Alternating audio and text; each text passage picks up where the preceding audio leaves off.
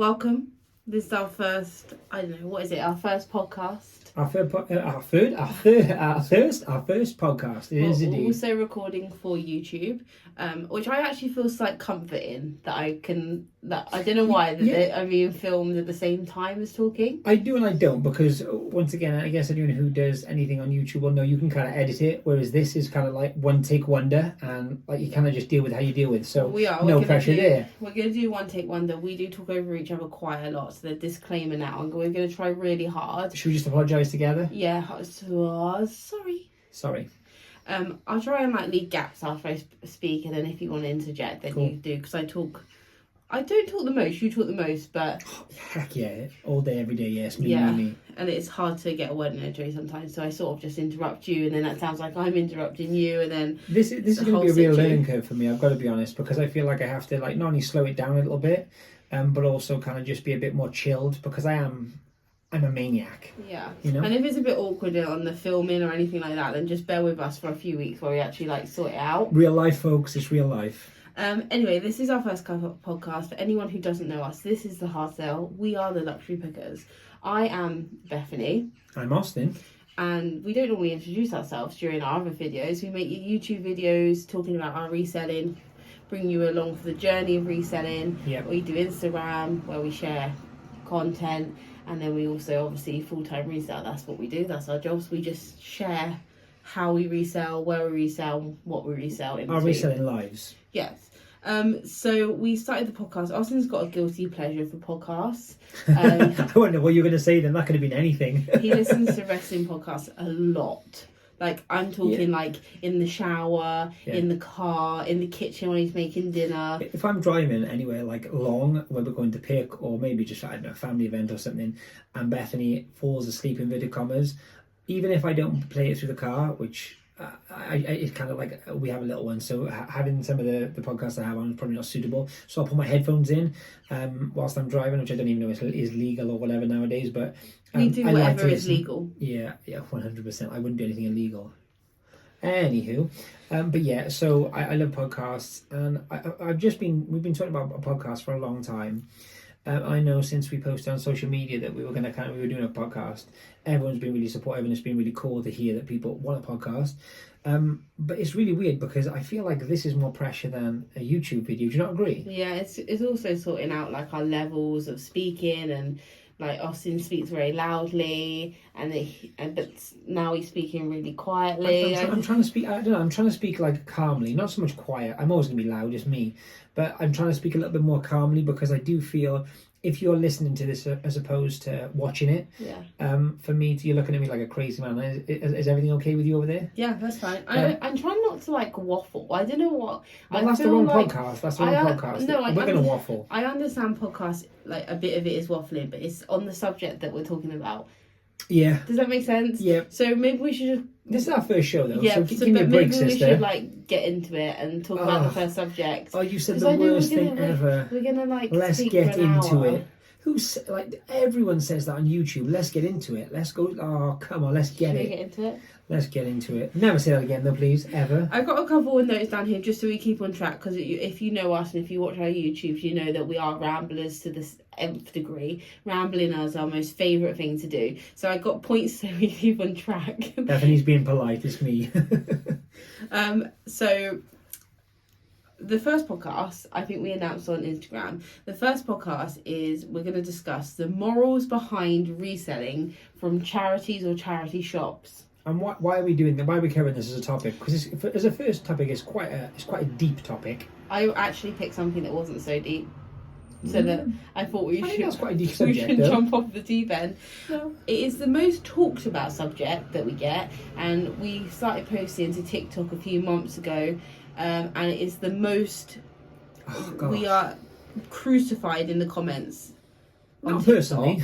Regarding this subject, it is just constant. I'm going to talk about some of the points, but one video got over 1,000 comments about this subject. Well, I know you're going to speak about it across the board, but just enlighten the people who are listening and maybe haven't seen the comments. What kind of thing were people saying, and what was it based on? Well, that's what I was going to get into. There's my breakdown of points. Let's get into it. Oh gosh, go on then. So Go on. the first major point in the argument of reselling from charity shops, the first major argument is charity shops exist for low income families, people to shop from. Yeah. Okay.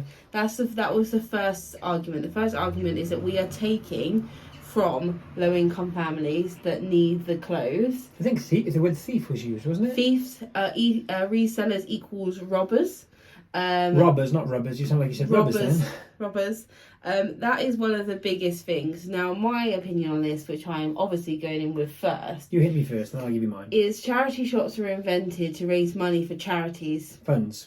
It just so happens that they ask for donations, and the most accessible thing to donate and to ask for is clothing, because people go through clothing in large quantities. More so than anything else. More so than anything else. Agreed. And obviously then that's also home goods, electronics and things like that. And their prime sole, like, reason for living, charity shops this is to raise money for their charity. Now they're getting these donations for free. So most of these charity shops price their things low or at a percentage of what the garment is worth or whatever to bring in constant money for charities. Yeah. That was the point. They were never invented for low income families. I think, I agree with you. So firstly, yes, I agree with you. Secondly, on that point, I think what a lot of people kind of get misconstrued or maybe I don't know, twist in their own minds is because depending on the charitable organisation that the actual shop is based for, and this goes from literally dogs and cats right through to cancer charities and you're homeless, whatever it might be, homeless people, whatever it might be. So there's lots of different kind of avenues that you can go and kind of support using these charities, or charity shops, I should say. Now,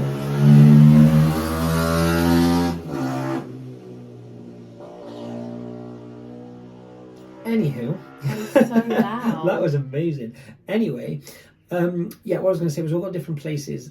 I'm still quite shocked at that. Sorry. All the different places. Have you lost your train of thought? I have all the different places that you can buy from. Basically, what I was getting at was. Podcast. No, hang on. All the different places you can actually go and shop with and spend money with. Some of those charities are based, like I just said, on to help the homeless, for example, or people who need shelter, or people who need clothing, or whatever it might be. Now, I think that the helping of those people, or that kind of charity, is by regular people. Doesn't matter what your income is or what level you are in society, should we say, but you go purchase, and by purchasing something from a store, you then pass on some of that donation to that charity, if you will, to help those people. It wasn't. So what I'm saying is, when they say that is to help, for example, people on low incomes, I think sometimes people get that twisted around in what that actually is in meaning. Well, the point is that they became a sort of not status, but a symbol for low income people, because the things were cheaper. Yeah. Second-hand clothing. We talk mainly about clothing here, but we mean it in all aspects, like electronics and stuff. But second-hand clothing is always seen to be cheaper because it is used, which is completely true in most cases. And because of this, it was much more readily available that people with a lower income, say, or looking for a bargain or whatever, could go into a charity shop, find brands, big name brands, and they could suit and boot for a lot less than buying in a thing. And then the money buying from in that, retail, so you mean? Buying in retail store, and then the money from that obviously went to help the charities. This was the biggest comment on TikTok, is that we were taking from low income families. Now, if you are on a low income, which is, and just to clarify, for anyone who's ready for the hate comments on this video, I was, this isn't a sub story or anything like that, but I came from a very low income family, and at the time, charity shops would have been great, I'll be honest. So this is not the time to be kind of, holy them down, I'm saying. Is if you're on a low income, or on your budget, or you're on a whatever, you're looking for a bargain, do you need to find the one Versace top in the shop? I'd agree. I'm not sure the silk Prada cami at £19 would trump a five-pair jog set in Primark. And I understand new, it's really if that's what you would choose nice, to do. like, to obviously have those things and feel good about yourself and, like, Yeah. feel good in them, because obviously everyone feels good in Versace. Of course. But is that your priority as a low-income family? Is that what you're getting no. at? Yeah. So I just want to throw that straight out of the water, that charity shops actually as a entity are not made for low-income families. They're made to raise money for charity. They're also not necessarily made for resellers, mind you, on the flip side of that coin. Oh, you flipping it? However, yeah, I am. However, what I would say about that, or at least my opinion is, without resellers, I'm not sure that they exist in to their full extent. I mean, if I go into a charity shop and we're picking as usual, I would say what would you say? I mean, around 50% of the people in that shop at any one time, I think, are buying to resell. I don't think that. You don't think that's all? You crazy? No, I am. Well, clearly No, I am. I don't think that. You don't? All. What do you think? I think the large majority of people that go in this day and age that go in charity shops are looking for a bargain. I don't for think themselves, you mean? Yeah, I think they're looking for themselves. Like, for example, my mum will go in a charity shop to try and find a white stuff top because she likes that sort of like boho chic. She's not looking to clothe her family. And she'll go straight to her size. Yep. She'll look in her size and say, "They haven't got anything. I don't know how you ever find anything." Or She says that a lot, actually. Yeah. It's because we look through the whole shop. Anyway, or she won't look for my stuff for my dad there because my dad won't wear it, right? And then she'll look at accessories probably for a bit. She'll look at homeware for a bit and then she'll leave, right? My mum doesn't shop in charity shops very often. No. And I also think that's majority of customers. We have a really, really cool follower on Instagram. In fact, she's like mega cool and I'm like jealous of her assistance on earth. And she dabbles in reselling.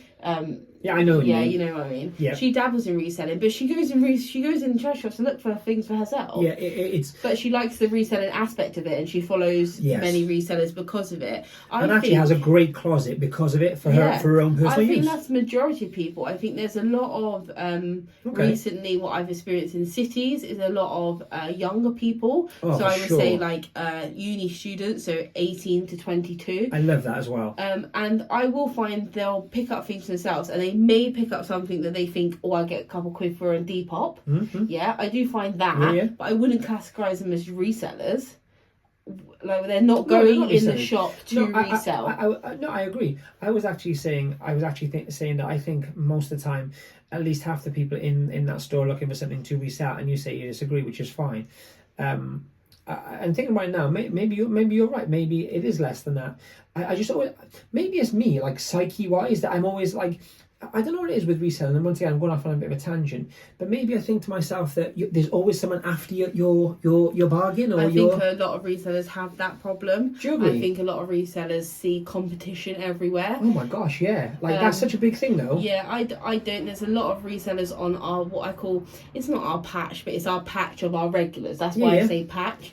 And we stretch quite far. We're doing an hour each way from our central location. And we're based roughly in Somerset, for anyone who doesn't know. And I know resellers in pretty much every single town. Yeah. Yeah, I've never seen any of them. I've seen one once. And you know what? She was really nice. She actually showed us. I think she showed us some things we would like normally look at as well. It was kind of like a sharing experience, if you will. Yeah, I think like charity shops it's a mental thing though. So much. Like, there's so much stuff to have. Yeah. I could walk out, go to a charity shop right now. There's no open at this time.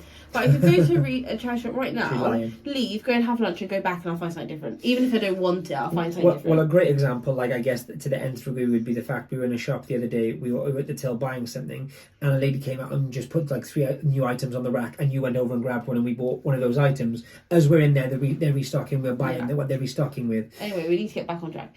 We do. Because I'm a back on tracker. Keep me back on track. So basically, I think the last couple of years mainly, I think the way that people look at charity shops have changed completely anyway in terms of outfitting themselves. I think when they first started cropping up, the lower income families would use them as an aid or a tool. Yeah, and now it's not. It's seen as a shopping experience. Yeah, okay. right? And that will lead me nicely on to another thing that came up within this subject, is that resellers are pushing the prices up in charity shops because we're reselling it on eBay. Yeah. The charity shops are now checking eBay, and because of the prices we're achieving, not us personally, but resellers, they're altering their prices and they're outpricing low-income people, and that's resellers' fault. So I think that's obvious. Being honest, I think that's a thing. I don't. Well, let me give you an example of why I think that's true. So we go and buy from a brand called, I'm looking at water bottle, so Swell, right? ASMR. Bethany's coming thinking sounds terrible. But I'm just looking at water bottle. So say there's a new brand called Swell. Austin is uber into fashion, and he sees this brand in a charity shop. He buys it. The charity shop is charging £4.50 for it. Never heard of it. Oh, Swell, who knows? Never heard about it. Okay, it's not a popular brand. In 6 months' time, I've picked up every piece of Swell I can find, and I've sold it all online, which has a decent resale value anyway, but for £50 and £60 a time. They then, as they do, go and check. They don't, charity shops being they don't generally check solds, in my opinion. They check what's online and what's for sale at that particular point. They see 10, 15 items all for £50 and £60, and instantly know their top is worth more than £4.50. They then charge X, and that's kind of a perpetuating thing as regards brands. So you explain to me how that isn't a thing. So where does the actual fact that the economy has moved on since 1973 and a dress now doesn't cost? I bought this dress, for example. I know for those people watching stunning on YouTube, but the people who are on podcasts have no idea what you're talking about. Well, they can imagine it. It's great. It's a beautiful navy cos piece. It's a cos dress. Cos, not cod piece. It's a cos dress. I went into cos. I didn't actually go in to look for myself. I did, but I didn't expect to buy anything. Do you know what? The average price of a dress in cos was £90. I nearly dropped to the ground. We've been shopping, obviously. We don't necessarily shop for ourselves really a lot anyway, but we've been shopping in charity shops in terms of the business for years and years and years, that you become so out of touch with current retail. I could tell you right now the current price of a Bayswater from Mulberry, but a high street dress I'm so out of touch with. I just know the going price for a Hush is this, the going price for cars is this. And that is because you resell? That's what you're getting at? Yes. However, the average price in that shop was £90. Now, I worked in River Island when I had my first retail job when I was at university, and I was 18, 19, right? And I know that it was really, really expensive if a dress was £45. Yeah, that was like a high-end dress for them, yeah? When did this happen? What I'm saying is the price of actual garments now are double for a standard garment than they were a few years ago, okay? Yeah. My point is the prices are going up with inflation. Sorry, I get it. What you're saying is, if I were to buy a basic T-shirt, even from like, I don't know, give me a basic, I don't know, like a New Look or something, or River Island or Topshop, 2 or 3 years ago in the store, or no, 10 years ago, would have been maybe £10-15. Now you go in there, it's 25-30-ish, right? Maybe. So the charity shops are going to double their prices. You think it comes from there? I think that it plays a major part in the price. So if we're talking about, at the moment I'm just talking about general pricing. I'm not talking about specialist product. Which is what we're talking about now. No, but general pricing, people complain about general pricing. People complain that a mint velvet dress is but that's specific. £10 to £15. A Hush dress is £10 to £15. Yeah. The general person will complain that's too much for a pre-owned dress or a top in a charity shop because a few years ago they used to be half that price. Well, that price is only going up because of inflation in the fashion world. I'm with you. So then when we get to actual specialist products, well, the price of specialist products, I think what you're saying is 100% correct. This video that got the most controversy, should we say, was about a Longchamp Le Pelage in navy blue, small size, right? The last time I bought one retail, and I have quite a few, 4 or 5, right? The last time I bought one retail was £60. It's now £80. So when I saw it in the cabinet for £30 used, I thought that was extortionate. I still think it's extortionate for something that was gifted and used. But I was wrong because the price it was only a third of the price that it is retail. And but that's because things are more expensive nowadays. You see what I'm saying? What you're saying is because you've been taken out of the context for this, at least in that aspect or in that particular bag or brand, because you were unaware of the current market value or retail value of that item. From your point of view, it was a big issue because you thought originally it was almost like, I don't know, just half price. And you, from a new piece, brand new from the store, get the experience, get the luxury experience, sit down, which colour would I like, blah, blah, blah. Yeah. However, what's happened is this now has gone up another third or, 2-3 times maybe.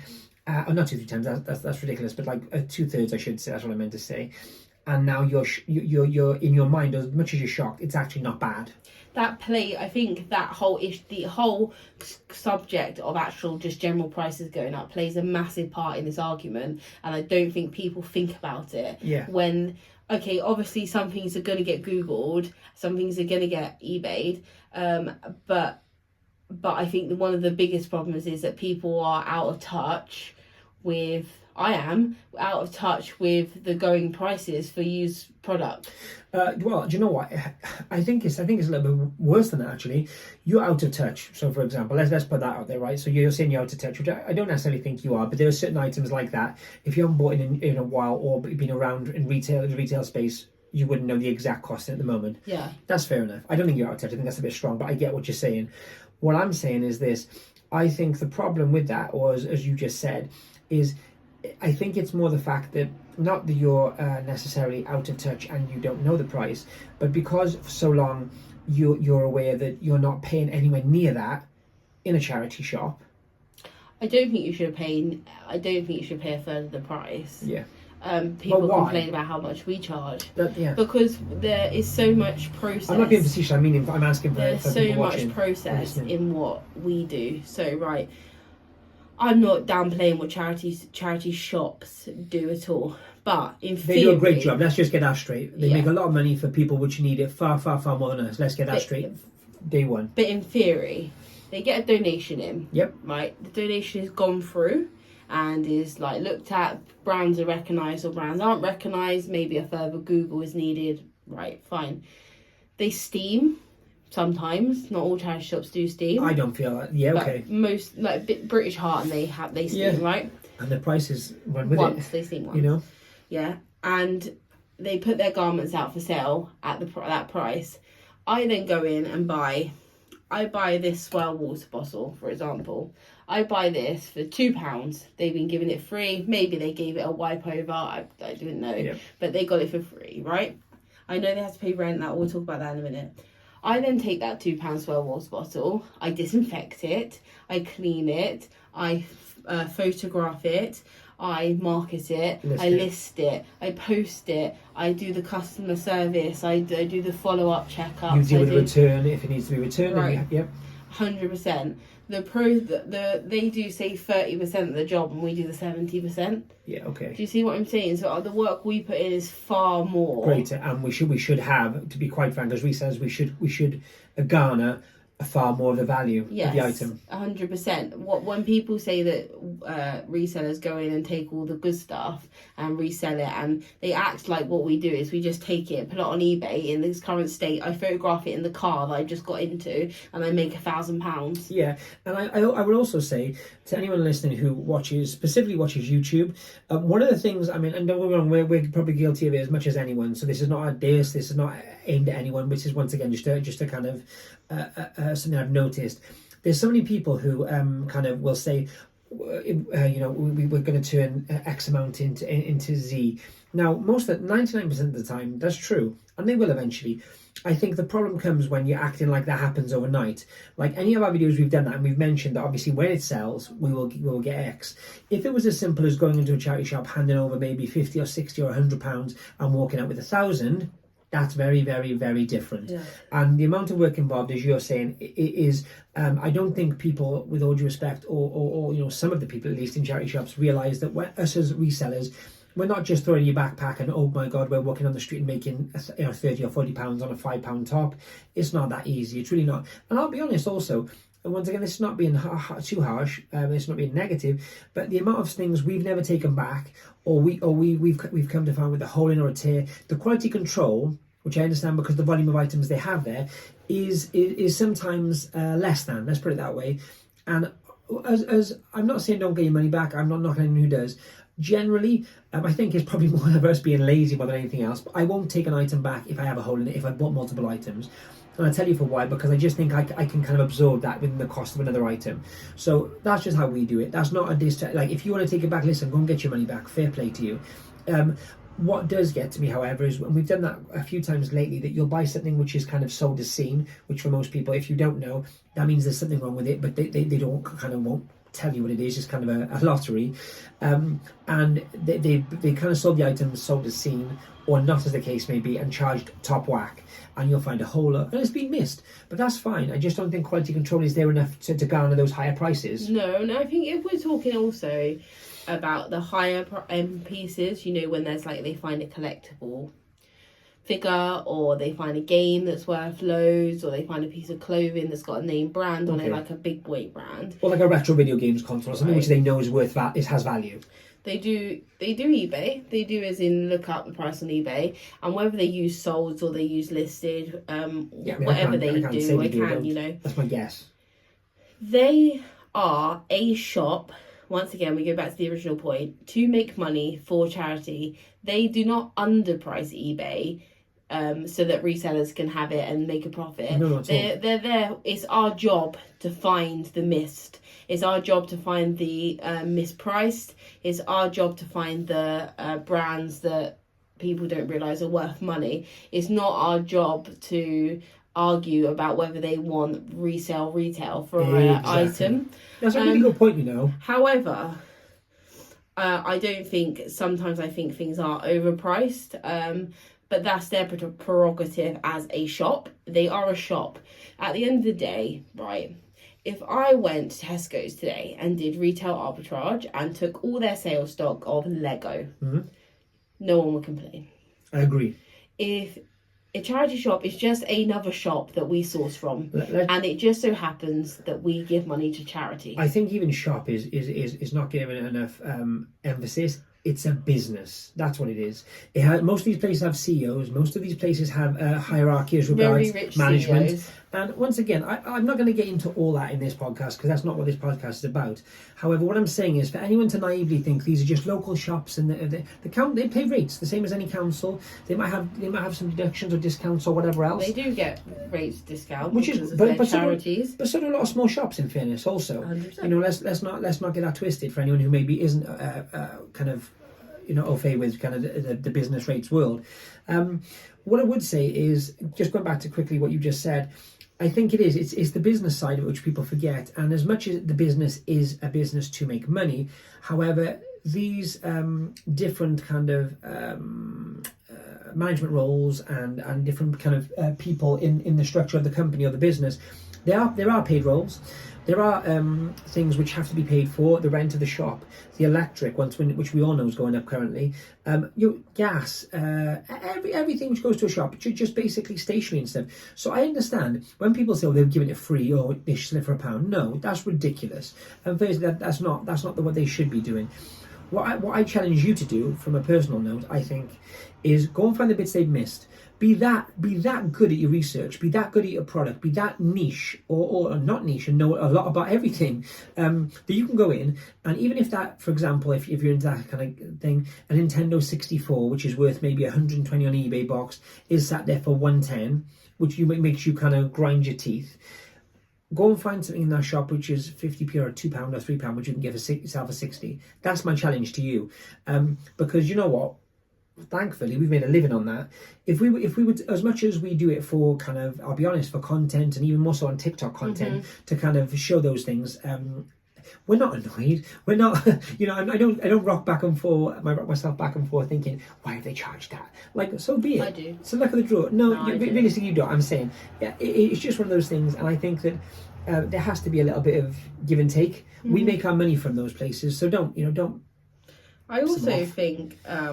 I think one of the biggest arguments as well to this situation. Well, actually, no, let's go back a minute to the pricing. I just wanted to mention one other thing that really rocked how charity shops performed, and no one really thinks about it enough, I think. I think a big turning point for charity shops was Mary Portas. John, I thought you were going to say eBay. No, Mary Portas. eBay existed long before Mary Portas existed. No, sorry, just to interject there, I'll come back to Mary Portas. What I was going to say was, you think before they could comp on eBay, they charged X amount for these items. They didn't. They didn't have access to it, and unless the person in the shop knew the price of that, it's just the world we live in, and everyone has access to it. You're probably fine because of that. Things were priced even more extortionately. You might have Brenda, who has a Louis Vuitton at home. Yep.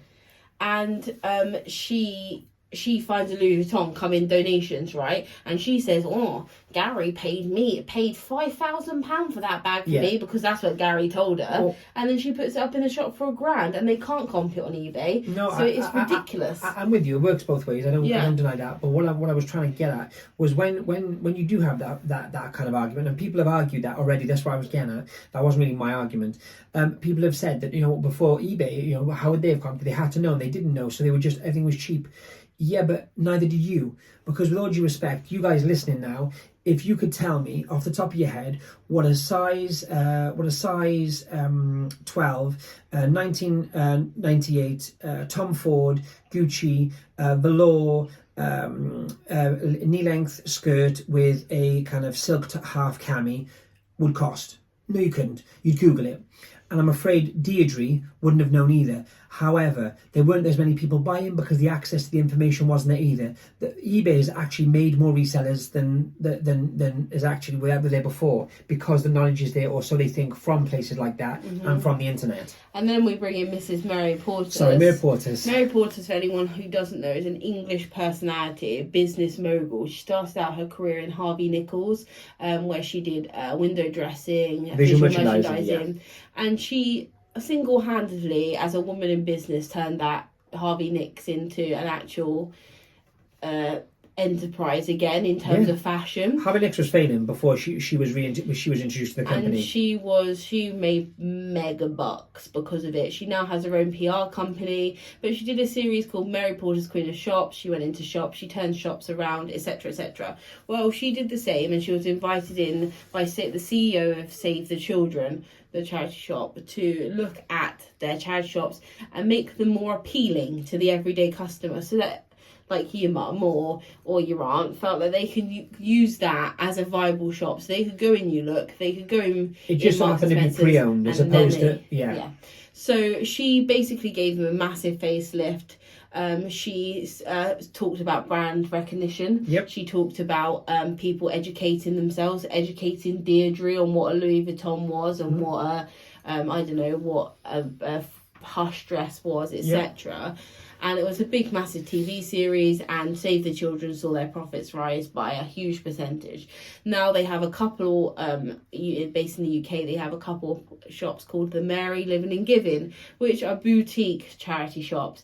Now, I think Save the Children, from my personal experience, even the ones that aren't Mary Portas, have the best brands, have the best prices, and are the best laid out shops out of all the charity shops in the UK, bar none. Yeah, I agree with you. We went in to Mary Portas Living and Giving literally 2 days yesterday. Yeah. And the layout was beautiful. The visual merchandising was beautiful. The music was pumping. The staff were great. It was a feeling, it was a vibe, it was an aesthetic. The stock was no better than any other charity shop, but it was slightly more expensive. We were in the city though. Which it was actually a very expensive part of the city also. Yes. What I was going to say quickly, which one thing which maybe most people would notice, maybe they wouldn't. If you told them, they'd probably recognise it more. Give me the one thing that shop, apart from the decor was lovely, the paint, like you say, the paint, the visual merchandising, it was all there, don't get me wrong. One thing which is obvious, which any charity shop could do, that store had, they could do it today without any cost to them, which was which was different in there than it was in any other charity shop you go in. It was in colour. There you go. And I knew you'd know that. We've had retail premises for a number of years. We're just transitioning now.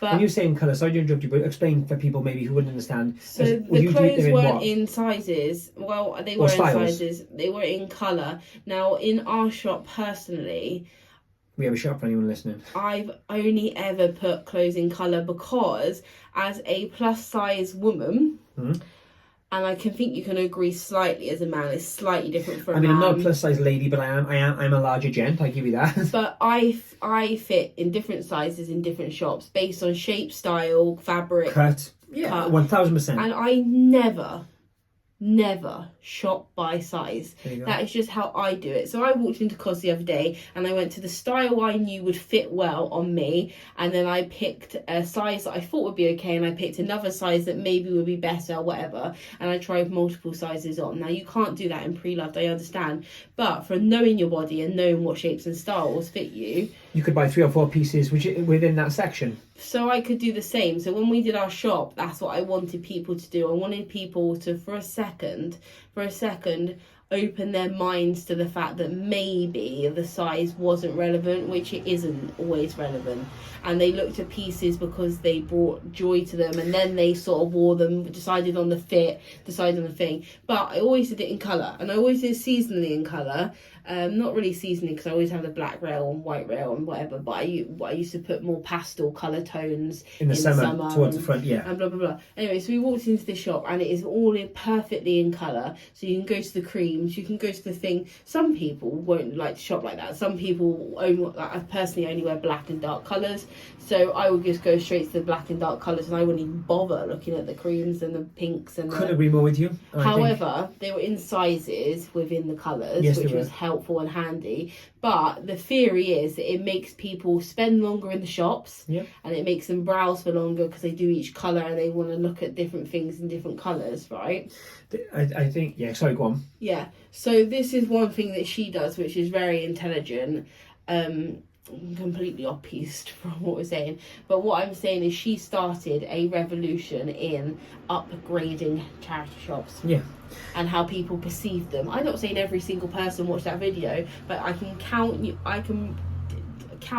I don't know what the turn of phrase is, but I bet you my bottom dollar that the CEOs of other charities did watch them, and the higher personnel of the charities. I'm just thinking back now, and maybe if you're listening, maybe if you're one local to you, go and have a look visually and just see what we mean. There's one other thing actually. I'm just thinking about this store, which would differ, and I will get off this subject then. Visually, to any other store, any other charity shop, and any other place we've ever bought pre-owned clothes, including standalone stores, which actually. No, there's no charity shop which does it.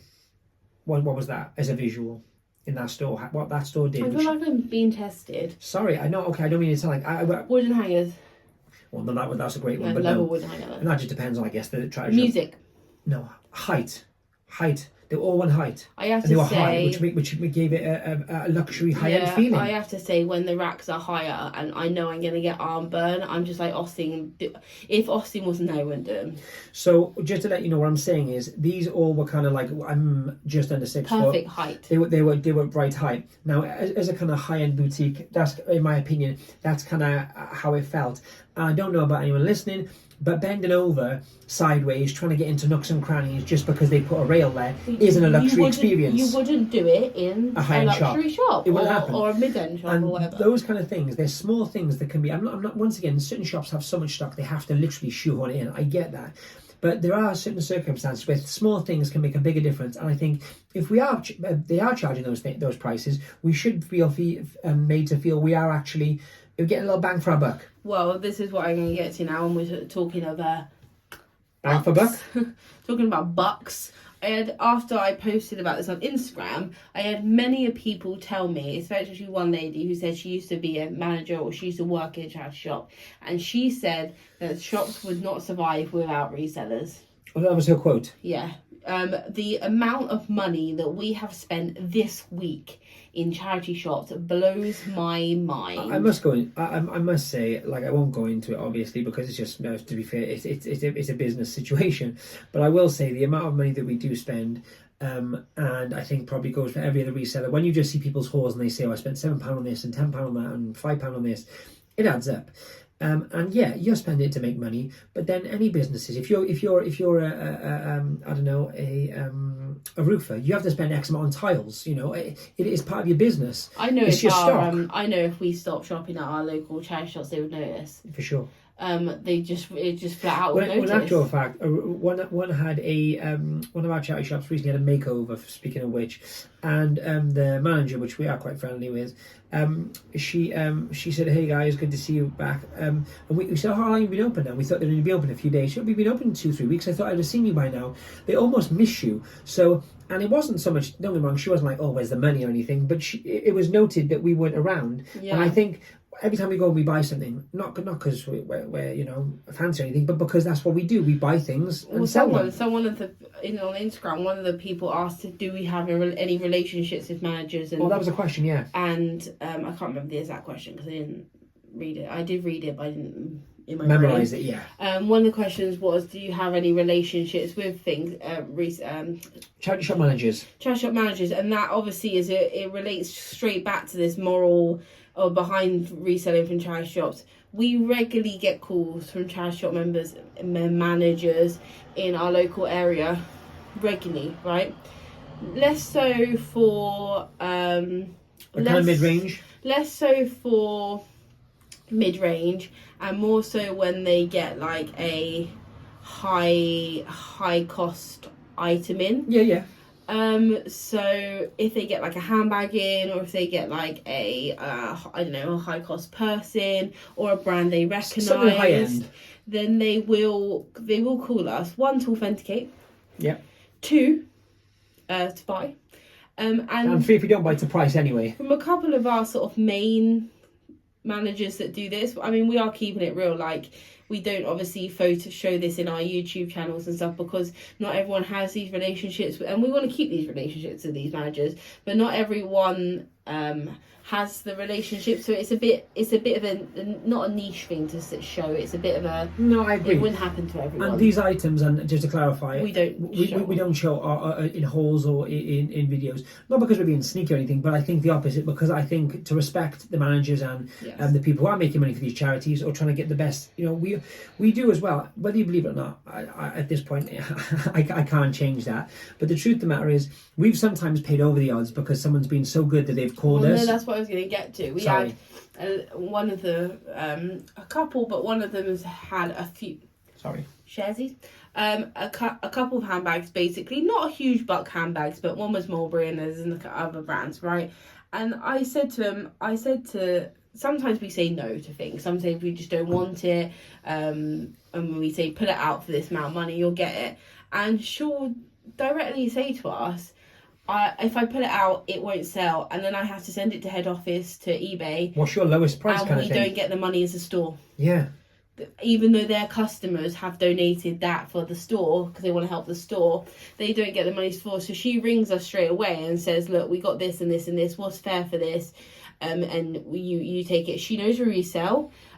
She's actually one of our followers. She's lovely. I love her. Yeah, she's really nice. And we're as fair as we can possibly be back as a business. We paid multiple occasions in different charity shops. We have paid 3 figures for handbags. Yep. And listen, we're a business. Charity shops, which they wouldn't get on the shop floor. They wouldn't. Yep. They just wouldn't get it on the shop floor because we know what the product is. I'm not saying that other people wouldn't know what the product is, but most people say, for example, it was like a Givenchy handbag. Most people just see that as a Givenchy handbag. There's a huge difference between a Givenchy handbag from 2000s and an Antigona, a Givenchy Antigona handbag. There's literally thousands. I was just going to say, one is multiple thousands. One might be £125 in a great condition with a dust bag and a receipt. Yeah, and to be honest, and the money goes in their till, it supports their shop, it keeps their shop's figures looking healthy, and it keeps their shop open, and it keeps people in the job like her. Exactly like that. One thing she also mentioned, as you just touched on, was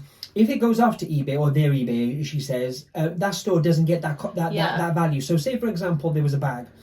She says to us, how much is it? I said, well, when we're open, we say we'll get £400 for it when we sell it, so I'll give you X. And we're always fair.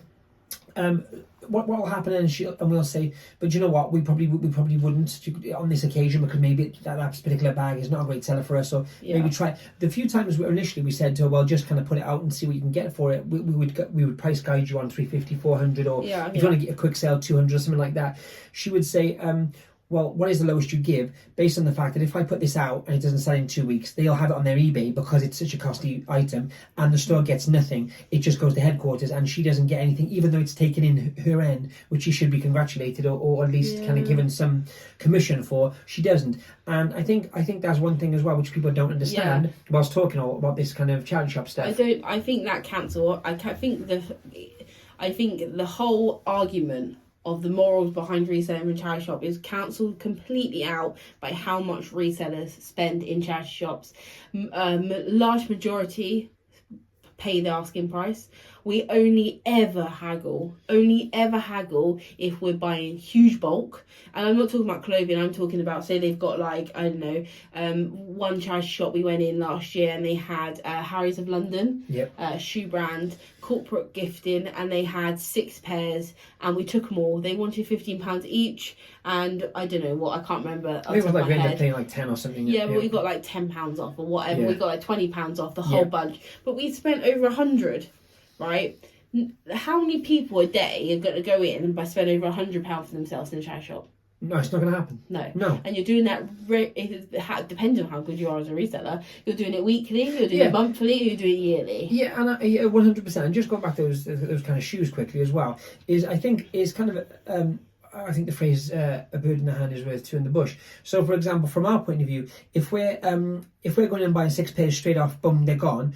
From their point of view, they might sell one next week. A couple of weeks later, they might sell another pair. Fine, that size, that person, fine. 4 boxes left or 5 boxes left a couple of weeks later, or we discount them again. By the time that's all carded today in their till, boom, cash.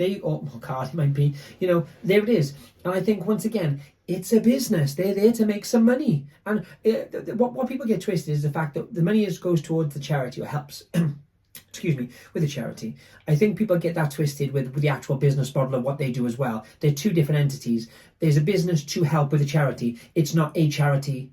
They were talking about percentages on TikTok, and like it's like £1 in 10 goes to the actual charity. After everything's paid off. Yeah, after everything's paid off and people's wages are paid off and electrics and all this is paid off, £1 in every 10 goes to actually what the cause is of the said charity. Which, listen, is there or 20p in a pound or something like that. Which is fine and dandy. 10 to 20%. But I don't want to be accused as a reseller of being a thief. Oh, I think we're completely, we're completely. A lot of people said, "Oh, if you don't like the price, don't buy it." We didn't buy it, but we're discussing in the video. We were discussing the costings of items. And do you know what? If that charity shop had knocked like a tenner off, it would have sold instantly. They would have had £25. They didn't have this morning, and they could have filled the cabinet with something else or rotated the stock round or done whatever.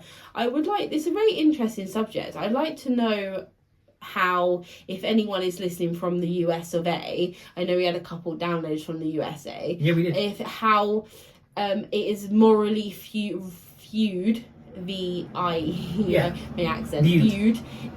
the US. Yeah. Because when I watch American thrifting shows, for example, like Goodwill is a charity, right? Yeah, yes. Salvation Army is a charity. Of course, yeah.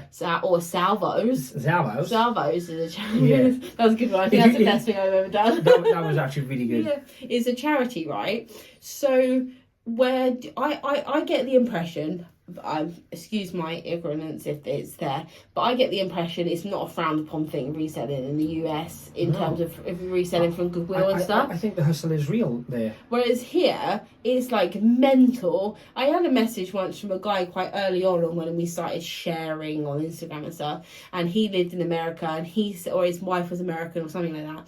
And he said it's viewed in a completely different way in America. In America, they see it as a hustle. You're making money. You're going out there and you're getting your dollar, right? Yep. And here, anyone who tries to best themselves or make money off the back of someone else, technically, of course, it's seen as like a con man. Or but I also wonder, like, do those comments, and this is another sidetrack, I guess, so we'll try and keep on track. But I also wonder, does that come from people who maybe don't resell or see that you've bought? I was going to say, I don't think those comments were from resellers. And I know that sounds kind of obvious, but what I'm trying to get at is, if they were making £100 from buying something for 10, or making, spending a fiver and 2 days later selling something for £50, I don't think they'd have the same opinion. However, if they're working a job all week long and making, £300-400, and or maybe not even that, maybe just making ends meet, and are almost PO'd at the situation, if you will, that other people are out there. Now, what they don't see is, whether it's a boot sale or a charity shop. I know I talked about charity shops today, but people going out there every day and some days coming back with nothing after paying for fuel, after having to buy after taking your lunch or buying a lunch or whatever else when you're out, after having to have the car to go and do that. These things, it's like your mobile office. We joke all the time that we have like a 55 USB charge in our car because we've got like GoPros and we've got phones and whatever it might be. But it's our mobile office. We couldn't do it without the car, but it's a cost. And I think these things aren't looked at, in that respect as kind of business tools, if you will.